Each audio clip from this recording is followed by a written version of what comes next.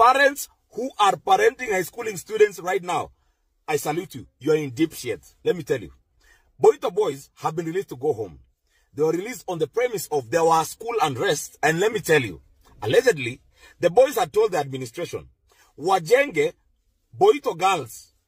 Wajenge shule ya girls school. Yenye wataelewana nayo. Now, maboys wanasema, wewe mnatujengea library, mnatujengea dining hall, mnatujengea dormitory, mnaongeza ma classroom. Siku gani mtatengeneza Boito girls?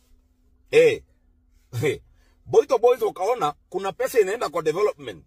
Na hiyo development inafanyika ndani ya shule. Hakuna yenye inafanyika nje ya shule ya kutengeneza Boito girls. Ya kutengeneza a girls school.